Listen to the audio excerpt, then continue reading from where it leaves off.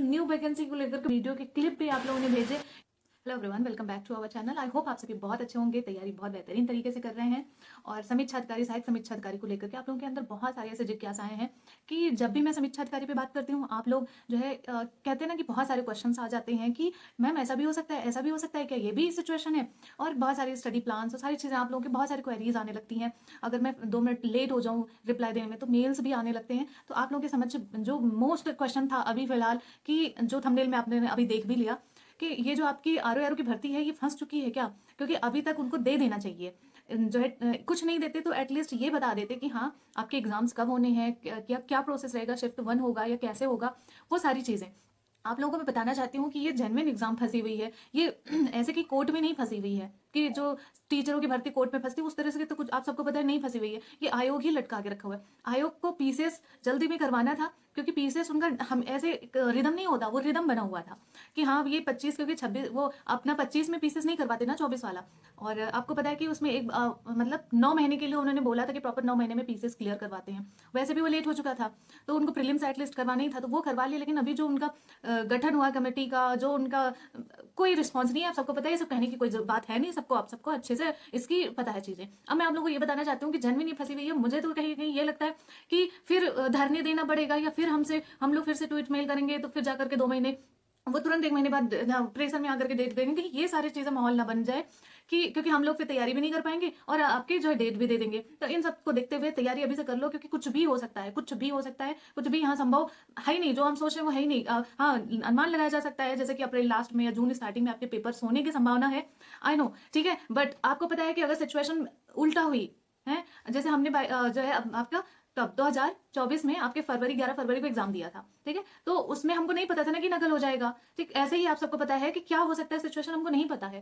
क्या पता आयोग ना माने, वो 2 शिफ्ट में करवाए, और अगर वो 2 शिफ्ट के लिए निकाल देंगे ना, तो हमारे पास सिर्फ और सिर्फ एक मुद्दा ये हो जाएगा कि हमको फिर से धरना देना पड़ेगा, फिर से हमको हमारी मांगे रखनी पड़ेंगी। और जब मांगे रखेंगे तो वो तुरंत 2 महीने, 1 महीने, जैसे पीसीएस के एग्जाम करवाए तुरंत 1 महीने में आपके एग्जाम्स करवा लेंगे। इतना तो आप सबको पता है। मैं बाद में कुछ चीजें और बताती हूँ, ऐड करती हूँ, लेकिन आप लोगों को मैं एक और चीज बताती हूँ कि अभी आप पढ़ते हुए चलो। अगर ये सिचुएशन आई तो हम लोग उसे हैंडल कर सकते हैं पढ़े हुए चीजों को लेकर के। लाइक हमारे सिलेबस कंप्लीट, हमारी चीजें सारी चीजें कंप्लीट है, तो हम अपना आगे धरना वगैरह हम दे सकते हैं हमारे, क्योंकि धरने वगैरह में आई नो आप फिजिकली वहां प्रेजेंट नहीं हो, फिर भी माइंड से आप डिस्टर्ब हो जाते हैं। माइंड से आप समझ लो कि आप वहीं होते हैं। ये मतलब आप ये बता सकते हैं कि मैं सही कह रही हूँ या गलत कह रही हूँ।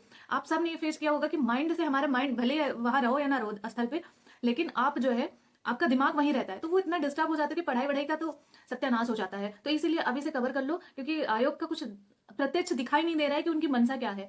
तो ये भर्ती वैसे ही फंस चुकी है। आप सबको पता है कि इसका एग्जाम आपका अगर होते होते 2025 लास्ट तक फाइनल करवाएंगे और 26 से पहले सिलेक्शन नहीं देंगे। आपको अगर ज्वाइनिंग मिलनी है तो 26 में ही मिलेगी, 100%। ठीक है, लिख के रख लो, आज मैंने ये बोला है, और 26 में ही आपको मिलेगी। आपके पास हाँ माना पूरा 1 साल बचा हुआ, अभी जनवरी चल रहा है, फिर भी आपको जाते जाते ले जाते जाते आपको एकदम दिसंबर लास्ट, जनवरी स्टार्टिंग करवा देंगे, वो आपको 26 टच करवा देंगे।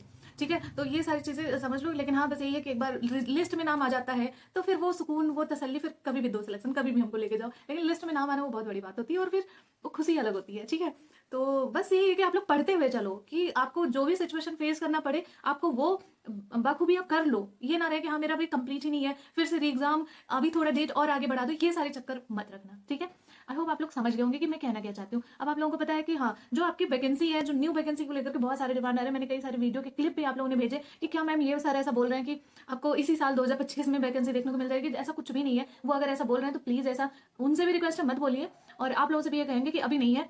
हाँ, अगर होने की संभावना है तो पहले इसका एग्जाम्स करवा लें, इसको फाइनल करवा लें, फिर वो इलेक्शन से पहले, यानी कि 2027 में इलेक्शन है, तो उससे पहले आपको वैकेंसी देखने को मिल सकती है।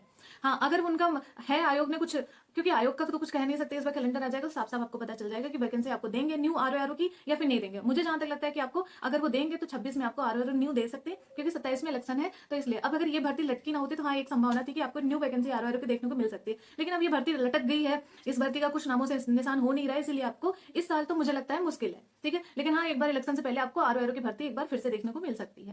ठीक है, आई होप आप लोगों के ये दोनों क्वेश्चंस क्लियर हो चुके होंगे। और बस अपना मन लगा के पढ़ो, क्योंकि आप अगर अभी पढ़ लोगे, जो भी कंप्लीट कर लोगे, उसके बाद आपके पास बहुत सारे एग्जाम्स आते रहेंगे, आप एग्जाम्स देते रहोगे, आपके क्लियर होता रहेगा।